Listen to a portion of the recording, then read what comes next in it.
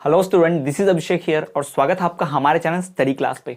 तो स्टूडेंट, जैसा कि आप जानते हैं कि हम द्वितीय वर्ष के विषय शिक्षा में समावेशी एवं जेंडर मुद्दे की लाइव क्लासेस की सीरीज ला रहे हैं, जिसमें हम इकाई 1 की ऑलरेडी 2 क्लासेस ला चुके हैं और आज का जो हमारा लेक्चर होने वाला है ये इकाई 1 का क्लास नंबर 3 पर होने वाला है। जी हाँ, आज हम बात करेंगे लेक्चर नंबर 3 की। तो ये हमारा शिक्षा में समावेशी एवं जेंडर मुद्दे का सेकंड लास्ट लेक्चर है यूनिट 1 का। इसके बाद हम जो चौथी क्लास लेकर आएंगे कल, उसमें हम वस्तुनिष्ठ प्रश्न उत्तर लेकर आएंगे और उसके बाद फिर सेकंड यूनिट स्टार्ट कर देंगे। तो बहुत ही महत्वपूर्ण ये सेशन है। इसके पहले हम संज्ञान अधिगम बाल विकास का भी विषय स्टार्ट किए हैं, कई यूनिट उसमें पढ़ा चुके हैं। आपने वो सब नहीं देखा है तो प्लेलिस्ट जाकर जरूर चेक कीजिएगा, प्लेलिस्ट पे आप पूरा देख पाएंगे। बात करें इसके ब्लूप्रिंट की, कई लोग जो बाद में जुड़े हैं जिन्होंने अभी तक ब्लूप्रिंट नहीं समझा, एक बार और शॉर्ट में बता देता हूं कि ये जो इकाई 1 है जिसका नाम है समावेशी शिक्षा, याद रखेंगे इसका नाम क्या है, इंक्लूसिव एजुकेशन यानी कि समावेशी शिक्षा। ये पूरी इकाई 22 अंकों की है, 22 मार्क्स की, इसको ध्यान में रखें।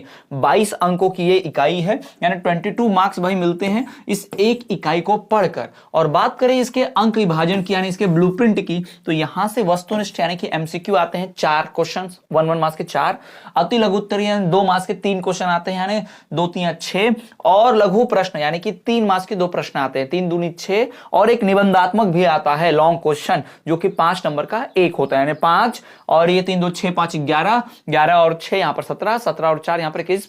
और ये इसको पहले ही बता चुका हूं कि 5 रहेगा, ऑब्जेक्टिव जो रहेंगे 5 यानी 5 एमसीक्यू रहेंगे। ठीक है, तो यहां थोड़ी सी कैलकुलेशन मिस्टेक सीबीएसई कह रहा हूं, एमपी बोर्ड के जो ब्लूप्रिंट जारी किया गया था उसमें थोड़ा सा पार्शियल मिस्टेक था कि उन्होंने 22 अंकों की इकाई तो बताई, लेकिन ऑब्जेक्टिव जो बताया 4 ही बताया, जबकि यहां से 5 ऑब्जेक्टिव आ जाते हैं। ये ध्यान रखेंगे। ठीक है, चलिए तो आगे बढ़े और बात करते हैं। एक बार फिर से मैं बता दूं कोर्स की, तो हमने जो संपूर्ण कोर्स लॉन्च किया है सत्र 2023-24 के लिए, वो आप जरूर परचेस करें। आपकी तैयारी के लिए बेस्ट मेथड होगी। उसमें notes, live classes, video lectures, ये सब कुछ इसमें शामिल रहेगा। जी हाँ, आपको नोट्स मिलेंगे, लाइव क्लासेस मिलेंगे, वीडियो लेक्चर्स मिलेंगे, साथ ही साथ प्रीवियस ईयर क्वेश्चन पेपर्स भी मिलेंगे। तो और ऐप पर आपको मैराथन क्लास भी कराई जाएगी। तो ये आपका व्हाट्सअप नंबर है भाई, इस व्हाट्सएप नंबर पर आपको मैसेज करना है। आपका मतलब ये मेरा है, इस पे आपको मैसेज करना है और कोर्स की इंफॉर्मेशन लेके कोर्स परचेस कर लेना है। तो चलिए आगे बढ़े बिना किसी देरी के। लेकिन जितने भी लोग लेट से जुड़े हैं सेशन से, उनको बता दूं कि भाई हम बात कर रहे हैं शिक्षा में समावेशी एवं जेंडर मुद्दे, इस विषय की इकाई 1 की क्लास नंबर 3। इसके बाद चौथी क्लास आएगी वस्तुनिष्ठ वालों की और ये यूनिट समाप्त हो जाएगा, फिर दूसरी यूनिट पर हम बढ़ जाएंगे। ठीक है, तो ये सेशन बहुत महत्वपूर्ण है। और बात करें तो यहां पर सबसे महत्वपूर्ण में से जो टॉपिक इंपॉर्टेंट, हम शुरू कर देते हैं सीधा। बहुत महत्वपूर्ण टॉपिक है भारतीय शिक्षा आयोग, कोठारी आयोग एवं पाठ्यक्रम। ठीक है, तो इसकी बात करते हैं। तो भारतीय शिक्षा आयोग, जिसे हम कोठारी आयोग के नाम से जानते हैं। अब एक कोठारी आयोग क्या है, भारतीय शिक्षा आयोग क्या है, इसके बारे में बात करते हैं। हमारे देश में शिक्षा के सुधार के लिए, सिलेबस चेंज करने के लिए, करिकुलम चेंज करने के लिए, शिक्षा में कुछ बेहतरीन ढंग से बदलाव करने के लिए सरकार ने क्या किया, एक आयोग का गठन किया जिसे कहा जाता है कोठारी आयोग। ठीक है, तो कोठारी आयोग ही भारतीय शिक्षा आयोग है। इसको ही बाद में एजुकेशन बोर्ड बनाकर इन्होंने ही पूरा फिर भारत का एजुकेशन कैसा रहेगा, मतलब शिक्षा व्यवस्था कैसे रहेगी, क्या सिलेबस रहेगा, पाठ्यक्रम रहेगा, ये सब डिसाइड किया। तो इसी के बारे में चलिए जानते हैं। ठीक, तो इससे जुड़ा हुआ सवाल तो आता ही आता है कोठारी आयोग से, ध्यान में रखना। तो भारत सरकार द्वारा सन 1964 में, याद रखिएगा 1964 में, तो ये कोठारी आयोग अगर पूछा जाए कब बना तो 1964 में, ध्यान रखिएगा। ठीक है, तो सन 1964 में भारत सरकार द्वारा डॉक्टर DS कोठारी की अध्यक्षता में एक व्यापक शिक्षा आयोग का गठन किया गया। ठीक है, एक ऐसा आयोग बिठाया गया, एक ग्रुप बनाया गया पूरी, उसमें अध्यक्ष बनाया गया डॉक्टर DS कोठारी को, और इन्हीं के नाम पर इसको कोठारी आयोग बोलते हैं। तो इनकी अध्यक्षता में एक व्यापक संगठन शिक्षा आयोग बनाया गया और गठित किया गया। दूसरा, ये ऐसा आयोग था या ऐसा कमीशन बोल सकते हैं इसको, जिसने प्राथमिक स्तर से लेकर उच्च स्तर तक के पाठ्यक्रमों का गठन किया गया।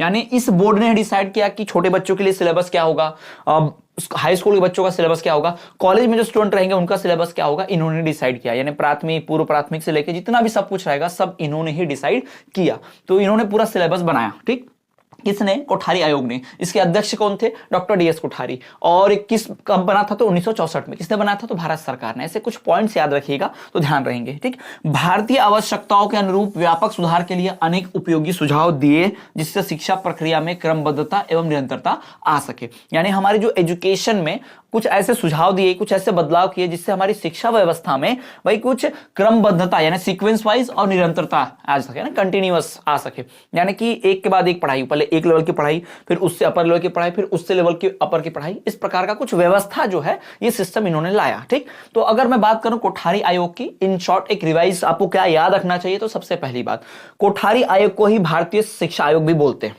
दूसरा, इस कोठारी आयोग का गठन किसने किया? भारत सरकार ने किया। कब किया? तो 1964 में किया। इसके अध्यक्ष कौन थे? डॉक्टर डीएस कोठारी थे। अब इस आयोग ने क्या किया? इन्होंने प्राथमिक स्तर से लेकर उच्च स्तर तक का सभी पाठ्यक्रम का निर्धारण इन्होंने किया। इन्होंने भारत की शिक्षा व्यवस्था में बदलाव लाया।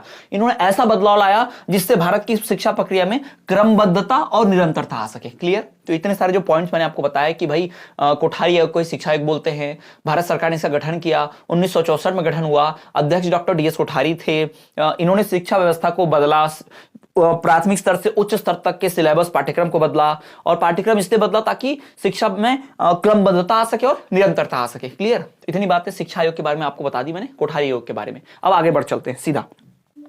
तो अगला जो है, इस आयोग ने पाठ्यक्रम के संबंध में अपने विचार एवं सुझाव को निम्नलिखित बिंदुओं में प्रस्तुत किया है। इनका किसके लिए क्या पाठ्यक्रम रहेगा और किस वर्ग के लिए क्या विचार रहेंगे, ये सारा इन्होंने डिसाइड कर लिया था, उसी की बात करते हैं। ठीक है, तो सबसे पहले यहां पर आप देखोगे तो यहां आपको मिलेगा कि नंबर 1 पर है 10 वर्षीय सामान्य पाठ्यक्रम, यानी कि ऐसा सिलेबस बनाओ, एक कॉमन करिकुलम बनाओ 10 वर्षों के लिए, 10 ईयर्स के लिए, कि 10 साल तक की पढ़ाई जो है बिल्कुल वैसे ही चलती रहे। यानी कि वो नर्सरी से स्टार्ट करेंगे, nursery, KG1, KG2, first, second, third, fourth, fifth, six, seventh, 8th, 9th, 10th, यानी इन्होंने कुछ 8th तक का कुछ ऐसा सिस्टम बनाया जिसमें पूरा एक समान रहेगा, सभी जगह ऐसा ही सिलेबस लगभग चलेगा। ठीक है, इसको कॉमन करिकुलम फॉर 10 ईयर्स बोला गया। 10 सालों के लिए एक 10 वर्ष एक सामान्य पाठ्यक्रम रहेगा जो सबके लिए बराबर रहेगा। फिर इन्होंने और बदलाव किया, इन्होंने निम्न प्राथमिक स्तर पर भी पाठ्यक्रम बनाया, यानी curriculum at lower primary stage पे भी। ठीक है, इन्होंने वहां भी एक पाठ्यक्रम बनाया। मैंने जैसे आपको पहले बताया कि कोठारी आयोग वह आयोग है जिसने प्राथमिक स्तर से लेके उच्च स्तर तक सबके सिलेबस, सबके पाठ्यक्रम बनाए अपने हिसाब से। ठीक है, ताकि शिक्षा में निरंतरता आ सके, क्रमबद्धता आ सके। तो इन्होंने यही किया। इन्होंने पहले 10 वर्ष से सामान्य पाठ्यक्रम बना दिया जिसे हम कॉमन करिकुलम फॉर 10 ईयर्स बोलते हैं, और उसके बाद फिर निम्न प्राथमिक स्तर पर भी पाठ्यक्रम बना दिया गया, यानी curriculum at lower primary stage भी बना दिया। उसके बाद इन्होंने क्या किया? उच्चतर प्राथमिक स्तर कक्षा 5 से 7 के लिए भी पाठ्यक्रम बनाया। ठीक है, पहले एकदम निम्न स्तर का बनाया इन्होंने, पहले तो एक 10 वर्ष तक कॉमन रहेगा सबके लिए बराबर। उसके बाद फिर निम्न प्राथमिक स्तर पर, यानी कि पहली, दूसरी, तीसरी, चौथी तक का बनाया सिलेबस। उसके बाद फिर 5वीं से 7वीं तक का एक अलग से पाठ्यक्रम बनाया जिसे curriculum at higher primary stage बोला गया, क्लास 5th to 7th। तो कक्षा 5वीं से लेकर 7वीं तक, यानी 5वीं, 6वीं, 7वीं का सिलेबस एक प्रकार का रहेगा, एक समान का रहेगा, कुछ इस लेवल से इन्होंने बनाया। उसके बाद चौथा, माध्यमिक स्तर कक्षा 8 से 10 तक का पाठ्यक्रम। फिर उसके बाद इन्होंने पहले तो उच्चतर प्राथमिक स्तर बनाया 5 से 7। उसके बाद फिर उन्होंने माध्यमिक स्तर का बनाया 8 से 10 तक, यानी 8वीं, 9वीं, 10वीं। इसका सिलेबस एक तरह से होगा, एक तरह से कंटिन्यूअस होगा, एक के बाद एक। ठीक है, इन्होंने वो चेंज किया जिसे हमने curriculum at secondary stage class 8 to 10th बोला, वो इन्होंने किया। उसके बाद पांचवा और अंतिम, उच्चतर माध्यमिक स्तर कक्षा 11 से 12 पाठ्यक्रम। जी हाँ, कक्षा 11वीं और 12वीं का, जिसे हम उच्चतर माध्यमिक स्तर कहते हैं, कक्षा 11 और 12th का इन्होंने भी फिर सिलेबस बनाया जिसे हम curriculum at higher secondary stage class 11th and 12th, ये भी बनाया।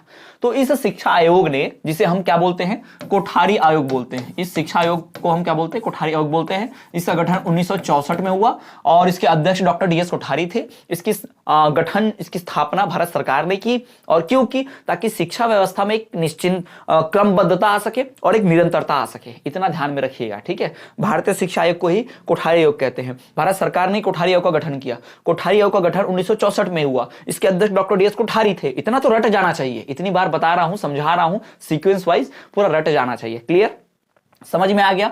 तो इन प्रमुख बिंदुओं को अब इसमें हर एक को देखो। अब एक पॉइंट आपने लिखा 10 वर्षीय सामान्य पाठ्यक्रम, सिर्फ इतना लिखने से परीक्षा में अंक नहीं मिलेंगे।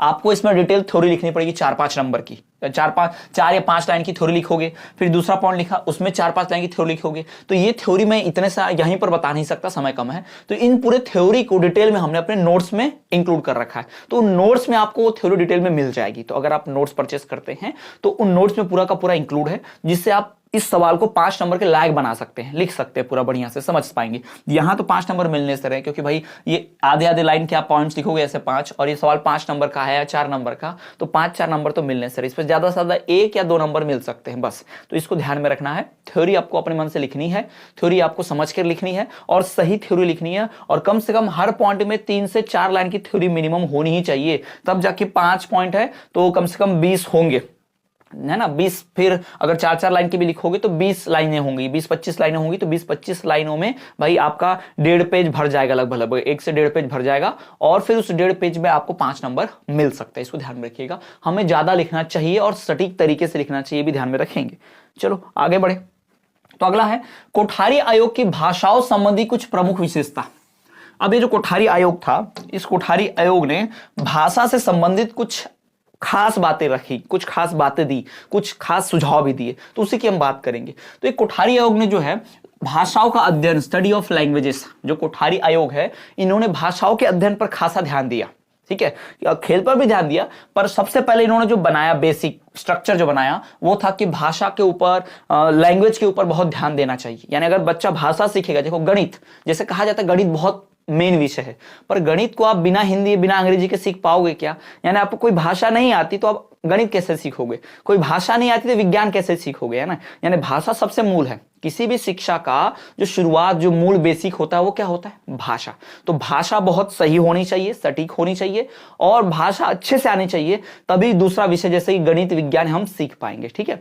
तो उन्होंने, इस कोठारी आयोग ने भाषा के अध्ययन पर बहुत महत्वपूर्ण बिंदु करके ध्यान दिया, उस पर बहुत ज्यादा बल दिया गया कि हाँ भाषा सीखनी चाहिए, इसके लिए नियम बनाए। तो आयोग ने भाषाओं के अध्ययन हेतु पाठ्यक्रम में निर्धारित करने के बारे में निम्नलिखित सुझाव दिए हैं। अगर आपको सवाल अलग भी आ सकता है कि कोठारी आयोग ने भाषा के अध्ययन हेतु कौन से सुझाव दिए, या कोठारी आयोग के महत्वपूर्ण सुझावों में से कुछ महत्वपूर्ण सुझाव बताइए, या कुछ सुझाव या 2 सुझाव या 1 सुझाव के बारे में विस्तार से लिखिए, कुछ ऐसा प्रश्न पूछ सकता है। और बता दूं कि ये पीवाईक्यू है, प्रीवियस ईयर क्वेश्चन है भाई, 2019 में आ चुका है, ये 2022 में आ चुका है, और तो और उसके पहले 17-18 में भी कई बार आ चुका है, द्वितीय अवसर में भी और मेन एग्जाम में भी। तो बहुत इंपॉर्टेंट ये प्रश्न है, ध्यान रखेंगे इसको, है ना, बहुत बड़ा पीवाईक्यू है, इसको ध्यान में देंगे आप, ठीक है, बहुत बड़ा पीवाईक्यू है ये, ठीक। तो बात करते हैं कि कोठारी आयोग ने पाठ्यक्रम में भाषा को कितना महत्व दिया। सबसे पहला तो इन्होंने क्या किया भाई, एक त्रिभाषा सूत्र, जी हां, इन्होंने क्या किया, त्रिभाषा सूत्र में संशोधन किया। इन्होंने 3 लैंग्वेज सिस्टम बनाया था, एक 3 लैंग्वेज फॉर्मूला था, उसमें थोड़े से चेंजेस किए, इन्होंने कुछ बदलाव किया। पहले हमारे देश में, अभी भी चलती है, पहले भी चलती थी, हम 3 भाषा पढ़ते हैं, 3 भाषा सूत्र होता है, यानी 3 में से कोई 2 भाषा चुननी है, जिसमें से एक भाषा कंपलसरी कर दी जाती है ना, उस एरिया के हिसाब से। अगर इंग्लिश मीडियम पढ़ रहे हो तो इंग्लिश कंपलसरी हो जाएगा, हिंदी मीडियम पढ़ रहे हो तो हिंदी कंपलसरी हो जाएगा, महाराष्ट्र में पढ़ रहे हो तो मराठी कंपलसरी हो जाएगा, ठीक है। तो ये ऐसा कुछ होता है कि त्रिभाषा सूत्र जो बनाया गया था उसमें थोड़ा सा बदलाव किया इन्होंने। क्या बदलाव किया? तो इन्होंने क्या किया कि मातृभाषा या प्रादेशिक भाषा, है ना, जैसे मैंने आपको बताया, जिस भी इलाके में आप रह रहे हो, जो आपकी मातृभाषा या प्रदेश की भाषा है उसको मेन बना दिया जाता है। फॉर एग्जांपल अगर पंजाब में हो तो हिंदी, इंग्लिश, पंजाबी, तो उसमें मेन एक भाषा कंपलसरी रहेगी, कौन सी? पंजाबी। पंजाबी इंग्लिश, पंजाबी हिंदी। जो इंग्लिश मीडियम पढ़ेंगे पंजाबी और इंग्लिश, जो हिंदी मीडियम पढ़ेंगे पंजाबी और हिंदी। तो ये ध्यान रखा गया कि मातृभाषा और प्रादेशिक भाषा को वहां पर वैल्यू मिले, वहां पर उसको महत्व मिले। दूसरा, संघ की राजभाषा या सह राजभाषा, हमारे संघ की, संघ मतलब फेडरेशन की, फेडरेशन मतलब भाई भारत, भारत क्या एक संघवाद, फेडरलिज्म पर बना हुआ देश है, तो यहां पर संघ की एक राजभाषा होती है। यानी हमारे देश की राष्ट्रभाषा हिंदी नहीं है, हमारे देश की कोई भी राष्ट्रभाषा नहीं है, हमारे देश की राजभाषा है। राजभाषा क्या होती है? ऐसा देश जिसके सारे सरकार के रोजमर्रा के कामकाज वो उस भाषा में हो, ठीक है, उसको हम राजभाषा कहते हैं। जैसे आप संसद की कार्रवाई देखते हो, संसद में, लोकसभा, राज्यसभा में आप देखोगे जो भी बिल आता है, नियम कानून आता है, वह तो अंग्रेजी में होता है या तो पूरा हिंदी में होता है, क्योंकि हिंदी और अंग्रेजी को हमारे यहाँ राजभाषा का दर्जा प्राप्त है, वो हमारे लिए ऑफिशियल लैंग्वेज है। याद रखिएगा, हमारे देश की कोई भी नेशनल लैंग्वेज राष्ट्रभाषा नहीं है, पर राजभाषा बनाई गई है हिंदी और इंग्लिश को, ध्यान रखेंगे। तो संघ की राजभाषा हिंदी जो है वो तो रहेगी। तीसरा, जब तक वो चलेगी तभी तक, याद रखेंगे, एक आधुनिक भारतीय या यूरोपीय भाषा जो छात्र द्वारा पाठ्यक्रम के अंतर्गत न ली गई हो तथा वह शिक्षा का माध्यम न हो, यानी एक ऐसी फॉरेन लैंग्वेज भी रहेगी, या भारतीय लैंग्वेज भी हो सकती है वो, है ना, एक आधुनिक भारतीय हो सकती है, मॉडर्न इंडिया की लैंग्वेज, या फिर यूरोपीय लैंग्वेज भी हो सकती है। तो ऐसे लैंग्वेजेस को शामिल किया जाएगा जिसको पहले पढ़ाना हो, जिस मीडियम में पढ़ाई नहीं हो रही हो, ये ध्यान में रखेंगे, ठीक है। तो ये त्रिभाषा सूत्र जो था उसमें संशोधन किया। Amendment in 3 language format. संशोधन का मतलब ही क्या होता है? अमेंडमेंट। जब संविधान में किसी नियम कानून को बदलते हैं, उसमें नया नियम जोड़ते हैं, पुराने नियम को हटाते हैं, तब इसे संशोधन या फिर अमेंडमेंट कहा जाता है। ठीक है, तो ये सरकार करती है। सरकार ऐसे नहीं करती, पार्लियामेंट में बाकायदा संसद में बिल आता है, लोकसभा राज्यसभा में बिल पास होता है और तब जाके अमेंडमेंट यानी कि संशोधन जुड़ता है संविधान में। ये ध्यान में रखेंगे। ठीक है, तो ये त्रिभाषा सूत्र भी है जो बनाया था कोठारी आयोग ने, जिसको संशोधित किया, थोड़ा सा सुधारा। ठीक, आगे बढ़ते हैं। इसमें सबसे महत्वपूर्ण बिंदु हिंदी का स्थान, प्लेस ऑफ हिंदी। हिंदी को क्या स्थान दिया गया? जैसा मैंने आपको पहले ही बताया कि हिंदी हमारी राष्ट्रभाषा नहीं है। हिंदी जो है वो हमारे राजभाषा है भारत की, ध्यान रखेंगे। बहुत सारे लोग हिंदी को समय समय पर मांग उठाते रहते हैं कि हिंदी हमारी राष्ट्रभाषा बन जाए। 2004 में केंद्र सरकार जो थी कांग्रेस की, उन्होंने कोशिश भी की थी कि हिंदी को राष्ट्रभाषा बनाया जाए, लेकिन जो साउथ का एरिया, दक्षिण भारतीय लोग हैं, कन्नड़, तमिल, तेलुगु, कर्नाटका, इन्होंने बहुत हड़ताल की, इन्होंने बहुत ज्यादा दंगे मचाए कि सरकार हम पे जबरदस्ती हिंदी थोप रही है, हमारी भाषा हटा रही है। उसमें कई सैकड़ों हजार लोगों की जान भी गई थी, यानी सिर्फ भाषा के आधार पर। और अभी भी आप न्यूज सुन पाएंगे, अगर न्यूज देखेंगे तो कन्नड़, कर्नाटका, तमिल, ये लोग दूसरे राज्य के आए हुए लोग अगर उनकी भाषा नहीं बोलते, उनको मारते हैं, भगाते हैं। तो कुछ ऐसे देश में असामाजिक तत्व भी हैं जो अपने राज्य को लेकर घमंड में रहते हैं। उनको लगता है कि हमारा राज्य ही हमारा देश है और हमारे राज्य में सिर्फ हमारी भाषा बोलनी चाहिए। तो ये गलत है। अगर कोई एक राज्य में सिर्फ वही भाषा बोलने वाला रहेगा तो पूरे भारत में आप तो घूम ही नहीं पाएंगे। 28 राज्यों में 28 तरह की भाषाओं सीखनी पड़ जाएंगी, तो ये दिक्कत है। ठीक है, इससे क्या होगा? महाराष्ट्र वाले ना अपने यहाँ किसी को आने देंगे, ना फिर यूपी बिहार वाले किसी को अपने यहाँ आने देगा, ना कर्नाटक में कोई जा सकेगा, ना कर्नाटक वाले अपने यहाँ किसी को आने देंगे, या कर्नाटक वालों को हम अपने यहाँ नहीं आने देंगे। क्योंकि ये भाषा के आधार पर बंटवारा, देश को बांटने वाले लोग हैं। ये भी कह सकते हैं आतंकवादी है एक तरह से हमारे देश के, ये हमारे समाज के आतंकवादी हैं। आतंकवादी सिर्फ बाहर नहीं मिलते, देश के बॉर्डर पर नहीं मिलते, अंदर भी रहते हैं भाई। ये इसी प्रकार के आतंकवादी हैं जो देश को बांटना चाहते हैं। बहुत लोग का तर्क होता है कि हिंदी तो बड़ी ज्यादा बोली जाती है भाषा, हिंदी पूरे देश में बोली जाती है, समझी जाती है, तो क्यों ना हिंदी को बना दिया जाए राष्ट्रभाषा, है ना। तो एक डेटा, एक फैक्ट आपको तथ्य बताना चाहूंगा कि हमारे पूरे भारत में सिर्फ 40% लोग ही हिंदी बोलते हैं। याद रखिएगा, सिर्फ 40%। आप बोलेंगे सर सबसे ज्यादा तो यही बोलते हैं, पर आप भूल रहे हो कि 40% हिंदी बोलते हैं तो 60% हिंदी नहीं भी बोलते हैं।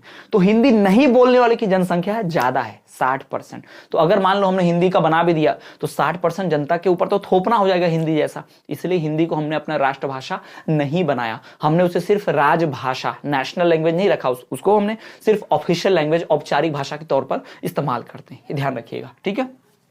हिंदी को संघ की राजभाषा एवं जनता की विनिमय की भाषा स्वीकार किया गया, अतः इसका व्यापक प्रचार प्रसार किया जाना चाहिए। मतलब इस भाषा को भाई आप इसका एडवर्टीजमेंट करो, इस भाषा को बढ़ाओ, इस भाषा में एडमिशन कराओ। इस भाषा के जैसे हिंदी दिवस भी मनाते हैं, है ना, राष्ट्रीय हिंदी दिवस मनाते हैं, भारतीय हिंदी दिवस ऐसा मनाते हैं ना, तो हिंदी को प्रचार प्रसार किया जाना चाहिए, हिंदी भाषा की बढ़ोतरी होनी चाहिए। किसी भी स्कूल में कहीं भी कुछ भी पढ़ाई हो, लेकिन वहां एक सब्जेक्ट जो हिंदी जो है रहता ही रहता है, हिंदी संस्कृत में से एक चुनते ही चुनते हैं ना, तो ये ध्यान में रखना है।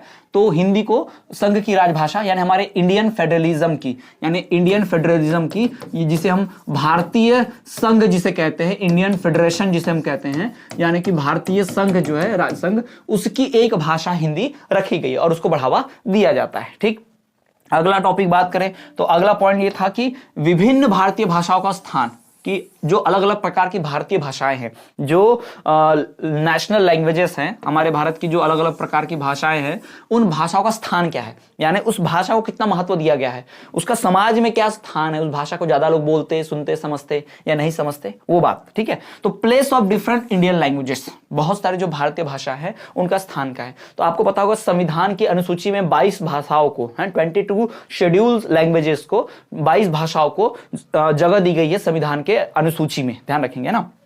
तो बाद में बात करेंगे उसकी, फिलहाल यहाँ जब भाषा विकास हिंदी वाला कुछ पढ़ेंगे तब बात करेंगे उसकी। ठीक है, तो आयोग के विचार में विभिन्न भारतीय भाषाओं के अध्ययन में प्रमुख कठिनाई उनकी लिपियों के अंतर के कारण है। अतः सभी आधुनिक भारतीय भाषाओं का कुछ साहित्य देवनागरी एवं रोमन लिपि में प्रकाशित किया जाना चाहिए। यानी इस आयोग ने यह भी कहा कि भारत में इतनी प्रकार की भाषाएं बोलियां हैं, तो हर भाषा को सीखना इतना आसान नहीं है, हर भाषा सीखा भी नहीं जा सकता और सीखने की जरूरत भी नहीं है। इसलिए क्या करना होगा कि हर भाषा का दूसरे भाषा में ट्रांसलेशन कर दिया जाए। यानी कि अगर हिंदी भाषा, संस्कृत भाषा में लिखी गई है श्री रामचरितमानस, तो उसको इंग्लिश में भी छाप दो, उसको हिंदी में भी छाप दो, उसको मराठी में भी छाप दो, ताकि सब लोग वो ज्ञान ले पाए, सब लोग उसको समझ पाए, उसका महत्व समझ पाए। क्लियर? तो यही जो चीज है की गई आयोग के द्वारा, उन्होंने इसी का सजेशन दिया पूरी तरह से, ठीक है।